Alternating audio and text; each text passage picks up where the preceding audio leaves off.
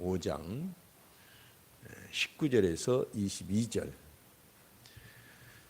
한 목소리로 받들어 읽습니다. 여호와여, 주는 영원히 계시오며 주의 보좌는 대대에 이르나이다. 주께서 어찌하여 우리를 영원히 잊으시오며 우리를 이같이 오래 버리시나이까. 여호와여, 우리를 주께로 돌이키소서. 그리하시면 우리가 주께로 돌아가겠사오니 우리의 날들을 다시 새롭게 하사 옛적 같게 하옵소서. 주께서 우리를 아주 버리셨사오며 우리에게 진노하심이 참으로 크시니이다. 아멘.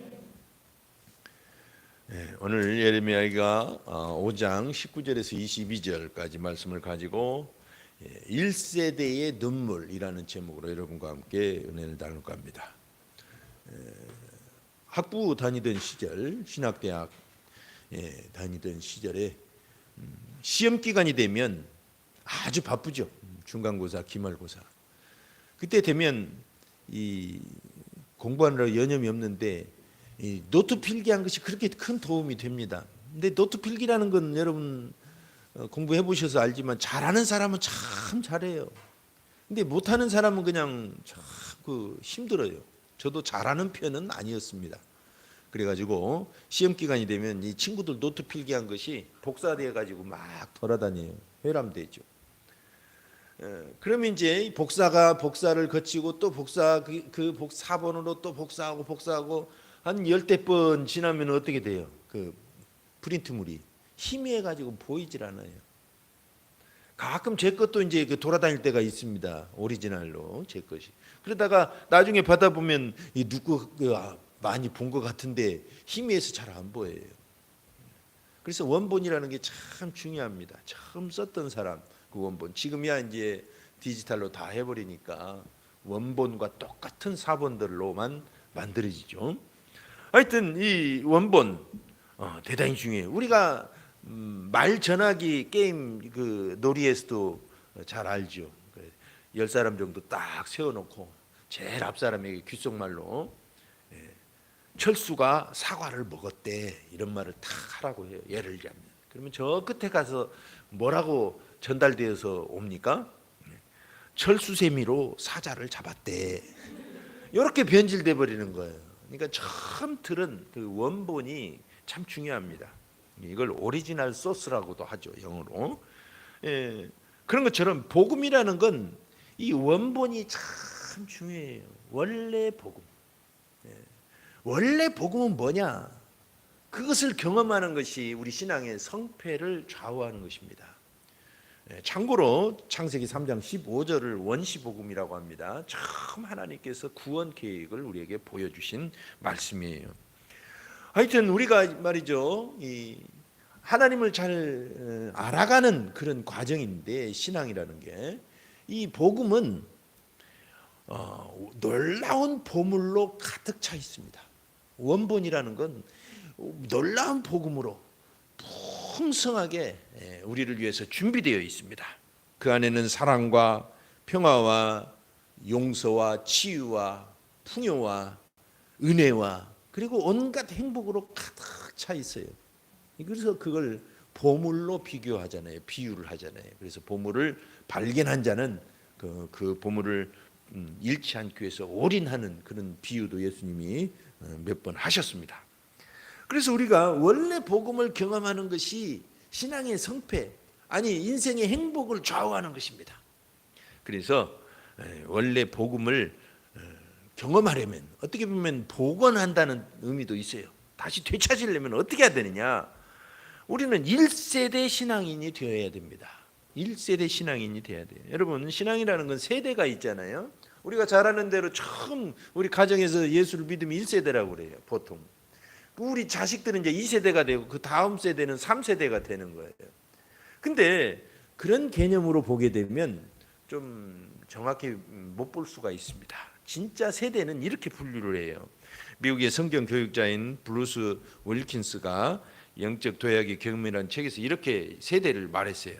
믿음의 1세대는 여호수아 세대다. 2세대는 이스라엘 장로들 세대다. 3세대는 이스라엘 백성들이다. 이렇게 표현하면서 사사기 2장 7절, 10절을 예를 들었습니다. 제가 읽어보겠습니다. 백성이 여호수아가 사는 날 동안과 여호수아 뒤에 생존한 장로들 곧 여호와께서 이스라엘을 위하여 행하신 모든 큰 일을 본 자들이 사는 날 동안에 여호와를 섬겼더라. 또 10절에 보니까 그 세대의 사람도 다 그 조상들에게로 돌아갔고 그 후에 일어난 다른 세대는 여호와를 알지 못하며 여호와께서 이스라엘을 위하여 행하신 일도 알지 못하였더라 그랬어요. 이 세대 구분을 그렇게 한 것입니다. 첫째로 어떻게 했냐면 첫째 세대는 진짜 하나님을 경험한 세대입니다. 여호수아처럼.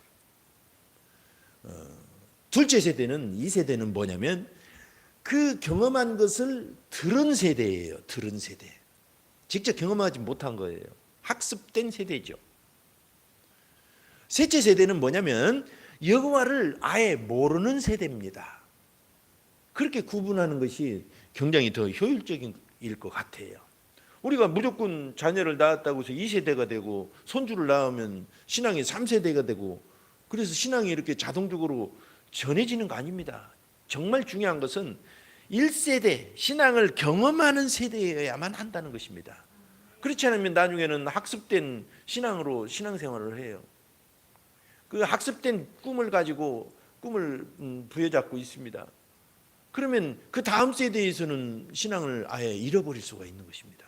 그래서 우리는 세대 구분법을 이처럼 경험에 의한 것으로 기준을 잡으면 참 좋겠다라는 생각을 해봅니다. 오늘 본문을 보면 예레미야는 하나님을 깊이 경험한 1세대입니다. 1세대. 똑같은 시대를 살았지만 그런데 반대로 이스라엘 백성들은 하나님을 알지 못하는 3세대예요.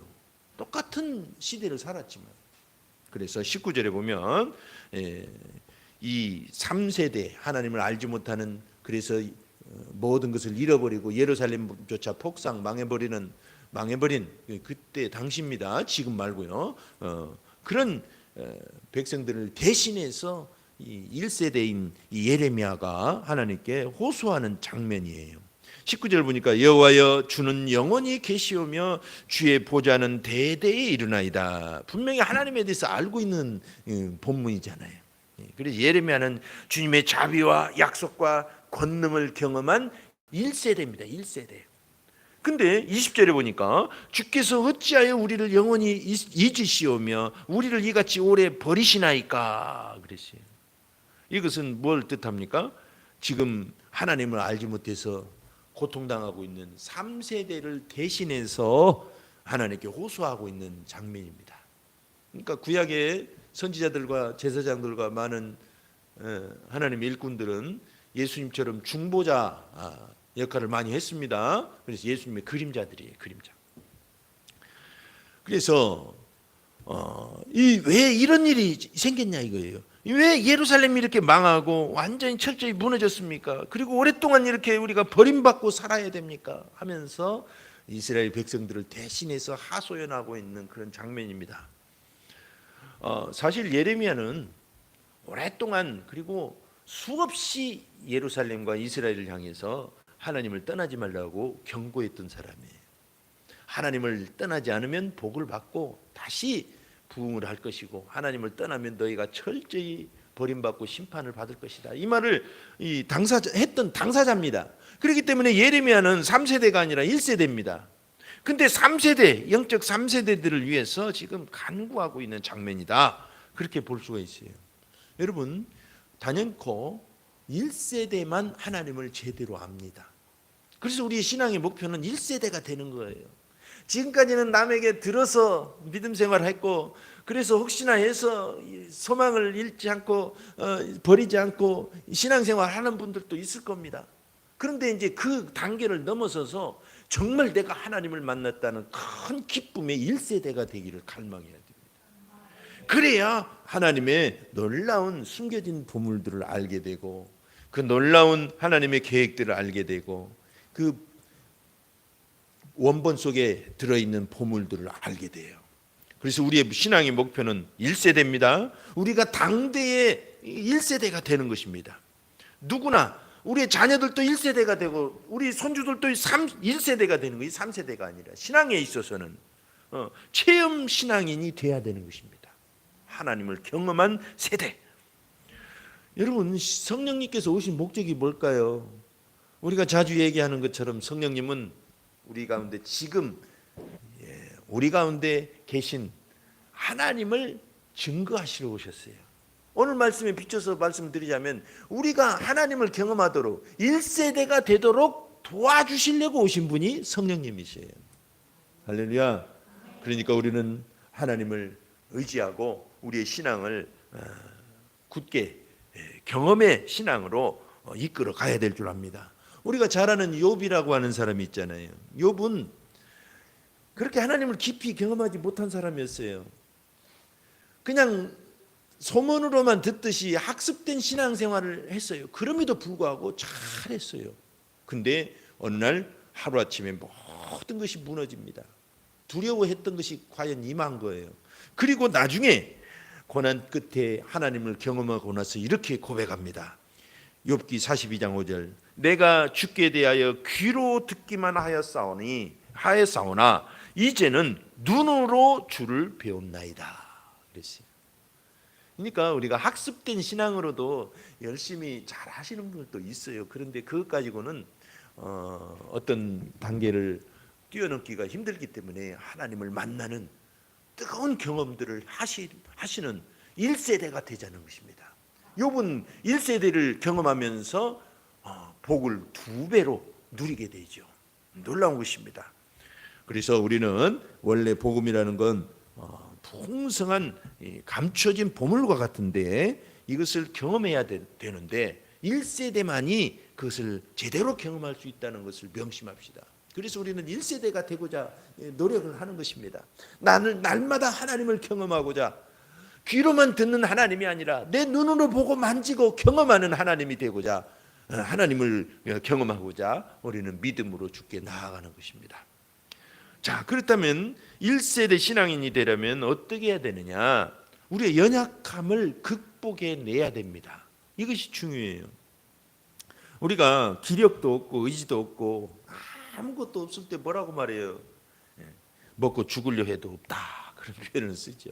돈이 없고 때는 시간도 없고 힘도 없고 아무 기력이 없어요. 신앙에서도 그런 현상이 나타날 수 있습니다. 베드로가 한때 그랬어요. 베드로가 막 죽는 때까지 하나님을 따르겠다고, 예수님을 따르겠다고 그랬는데 어떻게 했어요? 예수님이 고난 현장에서 붙잡혀 가시니까 그냥 예수님을 배신해 버리잖아요. 자기도 그럴 줄 몰랐어요. 자기는 목숨 바치는 데까지 갈 줄 알았어요. 근데 막상 생명의 위협이 닥치니까 예수님을 3번씩이나 부인하면서 저주까지 하면서 부인해 버려요. 그리고 자기 얼마나 충격에 빠졌을까요, 그죠? 스스로 우리가 하나님을 섬기다가 스스로 하나님을 떠나거나 또는 죄를 지으면 본인이 괴롭습니다. 잘 알아요. 내가 이만밖에 못하는구나. 내가 막 맹세를 하고 목숨 걸고 주를 섬기겠나라고 해놓고 이렇게 형편없는 존재구나 라는 걸 알게 됩니다. 그래서 닭이 울자마자 예수님 말씀이 생각나서 처절하게 울어요. 막 통곡을 하면서 울잖아요. 그곳을 한번 우리가 몇 년 전에 가봤는데 참 그 동상이 있습니다. 동으로 만드는 참 그 베드로의 배신이 생각나서 우리는 이렇게 연약한 존재구나라는 생각을 잠시 해봤습니다. 근데 어떻게 됐어요? 나중에 요한복음 21장을 보면 예수님이 부활하셔서 나타나셔서 디베랴 바닷가에서 시몬의 아들 요한의 아들 시몬아, 네가 나를 사랑하느냐? 베드로를 꼭 찍어서 얘기하시는 거예요. 베드로가 제자들 중에 수제자라고 자부했는데 그만 예수님을 부인해도 그냥 저주까지 하면서 부인해서 완전히 정말 무너진 거잖아요. 근데 그를 꼭 찍어서 예수님 물어보시는 거예요. 네가 나를 사랑하느냐? 이 모든 것보다 나를 사랑하느냐? 그러니까 베드로가 뭐라고 말해요? 차마 사랑한다고 자신 있게 고백을 못하는 거예요. 왜냐하면 실패한 전력이 있으니까. 실패도 처절하게 실패를 해놓고 나니까. 그래서 뭐라고 고백합니까? 주께서 아시나이다. 그렇게 고백을 해요. 내가 차라리 차마 정말 자신 있게 고백할 힘이 용기가 못 난 것입니다. 그래서 내가 주를 사랑하는 줄 주께서 아신다고 3번씩이나 그렇게 말을 하잖아요. 그것이 우리의 사실은 한 모습입니다. 우리가 때로는 경험할 수 있는 모습이에요. 신앙에서도 그렇게 약해질 수가 있습니다. 그럴 때는 우리가 사랑한다는 말조차도 할 수 없는 그런 나약함에 빠질 수가 있어요. 오늘 본문을 보면 이스라엘이 21절 보니까 호되게 하나님을 떠나서 고생하고 모든 걸 잃어버리고 처절하게 고통을 당하고 노예로 끌려가고 강제노동을 당하면서 그 과거의 찬란한 영광을 잃어버리고는 가슴을 치죠. 그리고 하나님께로 돌아가야 된다는 생각을 잠시 한 거예요. 근데 차마 돌아갈 힘이 없는 것입니다. 그냥 생각만 나는 거예요. 그래서 21절에 그렇게 말하는 겁니다. 여호와여 우리를 주께로 돌이키소서. 그리하시면 우리가 주께로 돌아가겠사오니 우리의 날들을 다시 새롭게 하사 옛적 같게 하옵소서. 그렇게 고백합니다. 돌아가고는 싶은데 돌아갈 힘이 없습니다. 좀 도와주시옵소서. 그렇게 처절하게 주님께 간구하는 장면입니다. 여러분, 인간은 의외로 연약합니다. 2가지 면에서 성경에서는 연약하다고 말을 해요. 마가복음 14장 38절을 보면 38절 시험에 들지 않게 깨어있어 기도하라. 마음에는 원이로되 육신이 약하도다 하시고. 우리는 첫째로 육신이 약해요. 몸이 약하다는 뜻이 아니라 우리의 생각이 약한 거예요. 결심을 하고 자기를 극복해내는 그런 용기도 때로는 있지만 어떻게 보면 결정적인 순간에 우리는 굉장히 약한 모습이 있습니다. 자기의 성품을 또는 꿈을 자기의 한계에 부딪혔을 때 인간관계에서 연약함을 경험하잖아요. 때로는 그런 연약함이 있어요. 어떤 경우는 생계형 연약함도 있습니다. 하나님을 잘 믿고 싶은데 이 목구멍이 포도청이라 정말 연약해서 결심을 못하고 그냥 그렇게 연약하게 사는 분들도 있어요. 내 코가 석자다 해가지고. 근데 이런 육신의 연약함만 있는 게 아니라 또 하나 결정적으로 인간의 피할 수 없는 연약함이 있죠. 로마서 7장 20절 만일 내가 원하지 아니하는 그것을 하면 이를 행하는 자는 내가 아니요 내 속에 거하는 죄인이라 그랬어요. 예수님께서도 마가복음 14장 아까 말씀드린 대로 마음은 원이지만 육신이 약하면 못하는 것처럼 또 로마서 7장 20절을 보면 내가 간절히 원하는데 못하게 하는 한 가지가 또 있다는 것입니다. 바울이 경험하기를 뭐였어요? 죄라는 것입니다. 우리 안에 있는 죄성이 있어요. 이미 지은 죄 말고 그것은 과거의 죄고 지금 내 안에서 계속 꿈틀거리고 드러나는 죄성, 이 죄의 힘이 우리를 하나님께 순종하지 못하도록 하는 것입니다. 이 로마서 7장 20절 말씀은 바울이 예수님을 알기 전에 했던 말이 아닙니다. 예수님을 알고 예수님을 정말 잘 믿어보려고 고생을 하면서 철저하게 자기를 인내하고 자기를 단련하면서 하나님 말 율법대로 살아보려고 그렇게 노력했는데 안 되는 거예요. 그리고 깨달은 게 뭐예요? 내가 이렇게 노력하는데도 안 되는 건 왜 그럴까? 우리 안에 있는 죄성이 끊임없이 불순종으로 이끌어 가기 때문이라는 걸 깨달은 것입니다. 그래서 율법으로 아무리 하려고 해도 안 돼서 오라 나는 공고한 사람이로다. 이 사망의 몸에서 누가 나를 건져내려 하고 처절한 부르짖음을 외치죠. 그리고 나서 깨닫습니다. 그렇다. 우리의 힘으로 되는 게 아니라 하나님의 요구사항이 이 율법이 거룩한 줄 알지만 못하는 거예요. 아는데 못하는 거예요. 결국은 이 율법을 이루게 하시는 분은 성령님이시구나 깨달은 것입니다. 그래서 로마서 8장 2절에 딱 넘어가서 뭐라고 말합니까? 이 사망의 몸에서 이 죄와 사망의 법에서 해방시켜 주실 생명의 성령의 법을 외칩니다. 그래서 우리는 성령님께서 우리를 죄를 이기게 하시는 분임을 알아야 됩니다. 이와 같이 우리는 죄성과 이 육신 이 2가지 것이 결정적인 취약점입니다.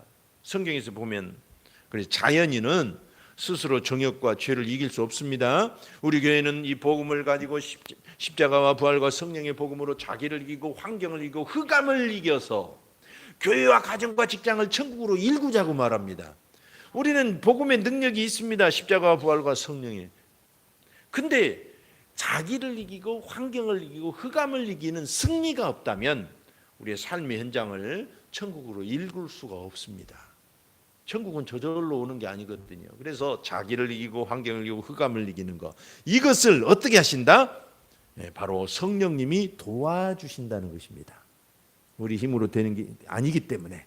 그래서 로마서 8장 26절에 이와 같이 성령도 우리의 연약함을 도우시나니 우리는 마땅히 기도할 바를 알지 못하나 오직 성령이 말할 수 없는 탄식으로 우리를 위하여 친히 간구하시느니라. 아멘. 그래서 여러분, 우리는 1세대 신앙인이 되려면 연약함을 극복해야 되는데 우리 스스로 극복하는 게 아니라 성령님이 이렇게 도와주시더라. 그것입니다. 그러니까 얼마나 좋아요. 알기만 하고 주님께 도움만 요청하면 얼마든지 우리는 신앙의 경험자들이 되어가는 것입니다. 그런데 이 연약함을 극복하려면 우리가 또 해야 될 일이 또 있습니다. 성령님의 도우심이 결정적이지만 우리가 늘 해야 될 건 뭐냐면 큰 그림을 봐야 돼요. 이것을 못 보면 또 넘어지기가 쉽습니다. 오늘 우리가 하나 질문할 것은 22절을 읽기 전에 하나님은 이스라엘을 진짜 버리셨나? 진짜 미워하셨나? 그것입니다. 우리는 때로 그런 말 하죠. 저는 그런 말을 해본 적은 없지만 자식들이 속을 썩이면 그런 말 하죠. 너는 내 자식 아니야. 그런 말을 해본 적 있나요? 들으신 적 있나요? 호적에서 파버리겠다고 막 그래놓고 못 파잖아요. 또. 근데 진짜 판 사람들도 있더라고요. 참 신기해. 어떻게 그럴 수 있나. 근데 하여튼 이렇게 막 너는 내 자식이 아니다. 호적에서 파버리겠다. 이게 진짜냐 이거예요. 본심이냐 이거예요. 물론 나쁜 아버지 부모들도 있어서 진짜 그렇게 합니다만 대부분은 안 그래요. 정상적으로. 근데 하나님도 그렇다는 것입니다. 하나님은 진짜 하나님이고 참 아버지시기 때문에 우리를 때로는 이렇게 우리가 너무 말을 안 들으면 그렇게 말씀하시기도 하겠지만 진짜는 안 그런다 이거예요. 우리가 호세아서를 보면 그런 말씀이 있죠. 호세아 1장 8절에 자식을 낳아서 로암미라고 해라. 로암미. 로암미라는 말이 무슨 말이에요? 히브리어로. 너는 내 백성이 아니다. 그런 뜻이에요. 자식을 낳아놓고 내 자식 아니다. 그렇게 이름을 붙이라니 참 기가 막히죠. 이스라엘이 그렇다는 것입니다. 너는 내 백성 아니야 이제. 근데 그 마음이 진심이냐고요. 아니라는 것입니다. 얼마나 사랑했으면 그런 말씀을 하시겠냐는 것입니다. 그래서 2장 1절을 들어가면 바로 뭐라고 말해요? 얘기 나누고 또 암미라고 해라. 암미. 뭐라고 그랬어요? 암미는 내 백성이라는 뜻입니다. 내 백성이 아닌 게 아니에요. 그건 그냥 본심이 아닌 것입니다. 오늘 본문도 그런 말씀이 있습니다. 22절에 주께서 우리를 아주 버리셨사오며 우리를 진노하심이 참으로 크시니이다. 이게 진심이냐 이것입니다. 하나님의 마음은 그게 아닙니다. 하나님은 질투의 하나님이시죠. 출애굽기 34장 14절 여호와는 질투라 이름하는 하나님이시니라 너는 다른 신에게 절하지 말라 그랬어요. 그러니까 여러분 하나님은 질투의 하나님이시기 때문에 왜 다른 신 우상에게 우상이 뭡니까? 아무것도 아니거든요. 하나님 만드신 피조물인데 하나님만이 유일한 하나님이신데 세상에 그 하나님을 버리고 피조물 그것도 우리가 정복해야 될 그 피조물을 가서 섬긴다면 그것만큼 어리석은 게 없죠. 하나님이 화나실 만도 해요. 그래서 질투하시는 하나님이라고 표현을 하시는 것입니다. 그래서 오늘 이 예레미야도 아주 버리셨습니까? 정말 진노하심이 큽니다. 이것은 하나님의 역설을 의미하는 거예요. 그만큼 이스라엘을 향해서 기대도 크고 이스라엘을 그만큼 사랑하신다는 그런 역설적 표현인 것입니다. 그래서 시편 30편 5절에 봅니까? 그의 노염은 잠깐이요 그의 은총은 평생이로다. 저녁에는 울음이 깃들일지라도 아침에는 기쁨이 오리로다 그랬습니다. 여러분 하나님은 진심은 우리를 평강케 하시고 우리를 인도하시고 승리케 하시는 것입니다. 이게 하나님의 큰 그림이에요. 이 예레미야는 이걸 본 겁니다. 역사를 쭉 꿰면서 2000년 역사 이스라엘 역사를 살펴보면서 아브라함 때부터 쭉 살펴보니까 하나님은 결코 버리시는 분이 아니라는 걸 안 거예요. 그리고 자기가 경험했습니다. 그래서 큰 그림을 보고 있어요. 지금 눈앞에서는 이렇게 어려움이 있고 지금 눈앞에서는 이렇게 죽어가고 있고 힘들고 괴롭지만 사실은 하나님의 큰 복이 숨겨져 있다는 걸 아는 것입니다. 이게 큰 그림을 보는 이 예레미야의 기도입니다. 그러니까 이걸 못 보면 계속 고통 중에 있는 거고, 이 그림을 보면 희망 중에 기도하면서 그 그림을 일구어내는 것입니다. 3세대는 이걸 모른다는 것입니다. 하나님을 모르면 전혀 몰라요. 학습된 신앙으로도 알기가 힘든데 하나님을 모르는 이 3세대 신앙인들은 알 수가 없는 것입니다. 그래서 이 성경은 그런 경우를 근시안이라고 해요. 요즘 말도 근시는 뭐예요? 가까운 것만 보고 멀리를 못 보면 근시라고 그러죠. 성경에 그런 말이 있어요. 베드로후서 1장 9절에 이런 것이 없는 자는 맹인이라 멀리 보지 못하고, 지난번 번역은 원시치 못하고 그랬어요. 원시, 멀리 보지 못한다 이게. 근시다 이거예요. 그래서 표준역 성경은 눈이 근시인 사람 그렇게 번역했어요. 또 놀랍죠? 2000년 전에 쓴 성경이 이렇게 원시 근시를 얘기하고 있다는 것이 신기합니다.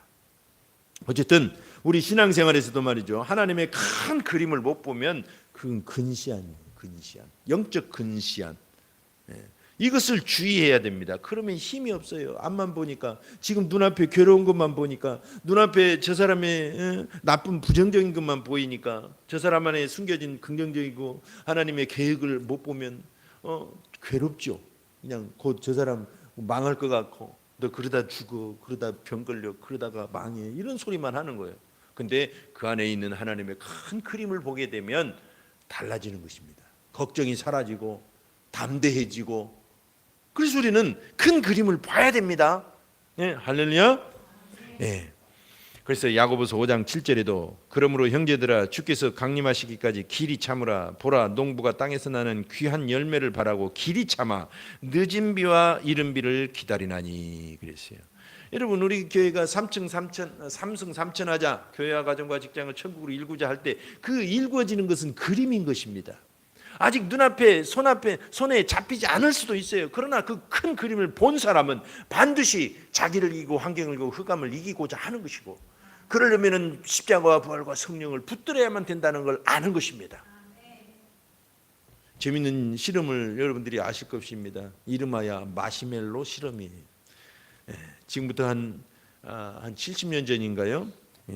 미국의 스탠포드 대학 심리학과에서 실험을 했죠. 어떤 그 실험이냐면 아이들을 데려다 놓고 5살 먹은 애들을 한 방에다 놓고 마시멜로를 앞에다 놓고 하나를 놓고 이 각자 이제 그릇에다가 여러 명을 놓고 하나씩 놓고 이것을 나 잠깐 나갔다 올 테니까 안 먹고 기다리면 하나 더 줄게.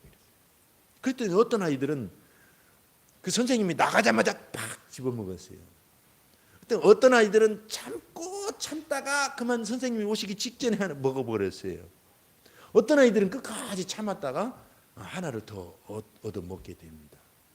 그리고 나서 15년을 지나서 그 아이들을 추적을 해서 관찰을 해봤대요. 그랬더니 15년 후에 그 잘 참고 끝까지 참고 이 2개를 먹은 아이들은 SAT 시험 성적이라든가 또는 학업 성취도들이 아주 높았다는 그런 결론을 얻었다는 것입니다. 그래서 이 인내심이 승리를 가져다주는 밑거름이다. 그렇게 이제 사람들에게 이제 알려지기 시작했습니다. 인내심. 근데 그 후로 60년쯤 흘러가지고 뉴욕대 어바인대 공동 연구팀이 똑같은 실험을 했습니다. 이번에는 초콜릿으로 했어요. 과자로. 뭐 그 마시멜로나 초콜릿이나 똑같은 거니까, 과자니까. 그래서 이제 실험을 했더니 결론은 뭐냐면 인내심과 성공은 관련이 없다는 걸 결론을 맺었어요. 신기하잖아요. 그리고 어떻게 결론을 내지냐면 오히려 미래 보상에 대한 확신이 인내심을 길러준다고 거꾸로 말을 했어요. 우리는 인내를 해야 성공한다고 말하잖아요. 근데 그건 정말 신앙적이지 않습니다. 인내한다고 다 성공하는 거 아니에요. 중요한 건 미래 보상에 대한 확신을 가질 때 현실을 인내한더라. 거꾸로입니다. 그러니까 오늘이 내일을 만드는 게 아니라 내일이 오늘을 만드는 거예요. 굉장히 중요한 것입니다. 그래서 하나님의 큰 그림을 보라는 것입니다. 참고 참으면 나중에 복 받을 거야. 그게 아닙니다. 복 안 받아요. 참다가 병만 걸려요. 답답증 걸리고 이 우리나라 화병, 우리나라만 있는 화병. 이게 국제 이게 의학지에도 사전에도 화병이라고 기록되어 있습니다. 우리나라 사람 얼마나 참기 좋아하는지. 그러면 인내는 쓰고 아닙니다. 꿈이 있어야 되고 미래에 대한 보상의 확신이 있어야 지금 인내가 되어지는 거예요. 신앙생활은 그런 것입니다. 우리 눈앞이 보이지 않지만 하나님의 큰 그림을 보는 사람이 지금 인내하고 강해지는 것입니다. 저 사람의 현실을 보는 게 아니라 저 사람을 향한 하나님의 꿈을 보는 것입니다. 여러분의 가정은 현재 형편을 보는 게 아니라 하나님이 계획하신 그 큰 그림을 보는 것입니다. 그래야 지금 참아지고 하나님의 복음에 대해서 더 붙들게 되는 힘이 생기기 시작하는 것입니다. 그래서 우리는 큰 그림을 봐야 될 줄 압니다. 그래서 로마서 8장 18절에 생각하건대 현재의 고난은 장차 우리에게 나타날 영광과 비교할 수 없도다 그랬습니다. 장차 나타날 영광이라는 게 뭡니까? 큰 그림이에요. 복음 안에 드려진 놀라운 보물들입니다. 이걸 바라보시면 우리 현실을 이겨나가는 힘을 얻게 되는 것입니다. 우리는 아무쪼록 복음의 오리지널을 찾아내야 됩니다. 우리가 몰랐던 게 너무 많아요. 우리가 계획한 것 이상으로 하나님의 그림은 크고 원대하고 풍성합니다. 그러려면 우리는 직접 경험하는 1세대가 돼야 됩니다. 1세대가 되려면 연약함을 극복해야 돼요. 복음으로, 십자가와 부활과 성령의 복음으로. 그리고 큰 그림을 봐야 됩니다. 이 전합심에서 한번 기도합시다. 예레미야는 눈물로 이 슬픈 노래를 불렀습니다. 그러나 그 안에는 역설적으로 큰 소망과 길이 보이는 것입니다. 우리는 경험하는 세대가 되고자 오늘 또 주 앞에 예배하고 믿음을 갖는 것입니다. 하나님, 나는 오늘 경험하는 세대로 살아가기를 다시 결심합니다. 그러려면 나에게 있는 연약함이 많은데 이걸 극복해내겠습니다. 기어이. 그런데 큰 그림을 보여주소서. 그래야 더 내 결심이 강해집니다.